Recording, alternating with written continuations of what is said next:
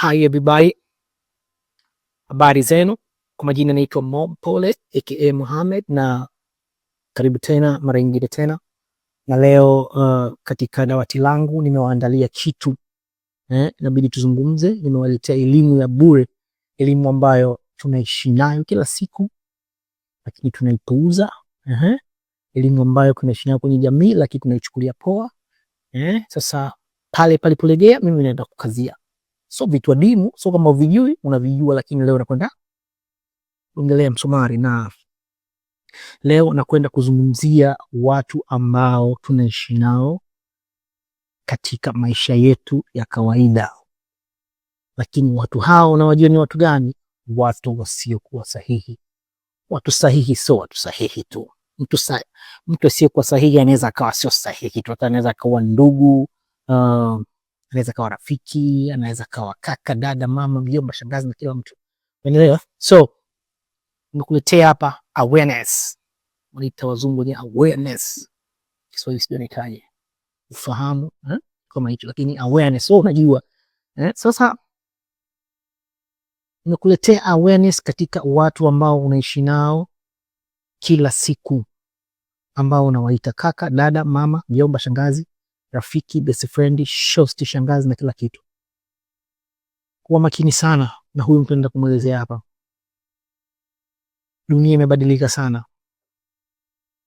Kadri unavyo invest upendo kwa mtu, sivyo vile unavyofikiria na matarajio yako. Na hii inaenda kukuelezea hivi. Kuna viumbe walioumbwa na Mungu sahihi tu, wana macho mawili, wana miguu miwili, wana mikono miwili. Tunaishi nao kwa upendo sana, lakini ndani ya mioyo yao imejaa chuki na hasada, roho mbaya. Unaelewa bwana? Sasa jaribu kuwa makini. Kuna watu unaishi nao na kuwapenda, na pengine shida yake shida yako. Akikwama, akipata any hitilafu, anakuja kwa moja kwa moja, na wewe ndio mtatuzi wa hizo shida zake. Lakini rohoni kwake huyo mtu ukiondoka na kusema vibaya, anakuchora vibaya katika jamii. Yani unaonekana pengine una roho mbaya, wewe hufai, una msaada. Lakini huyo mtu akipata tatizo, wewe ndio mtu kwanza kufuata. Nitakuelezea kwa namna mbili. Huyo mtu anaweza kawa manufaa mawili. Excuse me. Manufaa ya kwanza, huyo mtu anaweza akawa anaweka defense, ukuta. Yani hataki wewe ukaribiwe na mtu mwingine. Hiyo sio mbaya. Hii ni kwamba faida yake kwamba anajaribu kukukinga kwa mabaya ili mtu mwingine asikusogelee. Au watu nao mnawajua, unaona mtu anamsema mtu mbaya lakini yupo tu. Bwana huyu mtu mbaya, ana roho mbaya, lakini wewe mbona uko naye karibu? Mbona umkimbii? Umeelewa?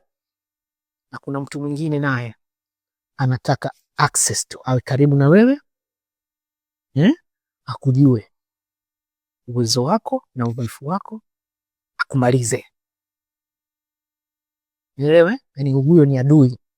Na maadui anaona kabisa mtu fulani siwezi kumpata mpaka ni karibu. Ni naye karibu. Kwa tafuta kila namna, atajipendekeza, hata kuwa chawa. Na siku hizi wana tabia moja. Wanacheza kwenye hatua zako. Wanacheza na midundo yako. Yani ile ukiwa unapenda umbea, watakuletea umbea wa moto. Unapenda unafiki maneno, atakuletea maneno vile vile. Ukiwa unapenda sijui mambo uhuni sijui wanawake wanaume, atakuletea yani vile vitu vyote ambavyo akishakuona mdhaifu wako unavipenda, atakusogezea karibu, lakini ana nia yake moja, akumalize. Tumia akili sana, acha miemko. Sio kila mtu anakuita rafiki ni rafiki wa kweli. Sio kila mtu anakuita brother. Kuwa makini, tumia akili.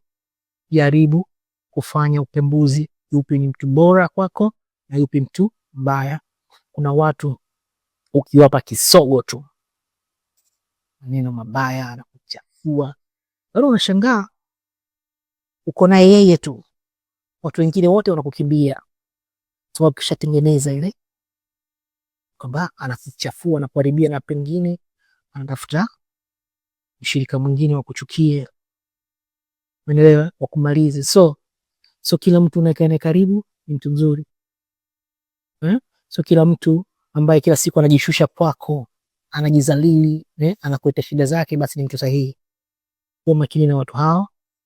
Sina maana mbaya kwamba uchukie watu, wafukuze rafiki zako, ndugu zako, lakini ni akili na sio miamko. Asante sana. Ni mimi kijana wako mpole mtiifu, Momo Free Class. Tano wiki ijayo. Asante sana.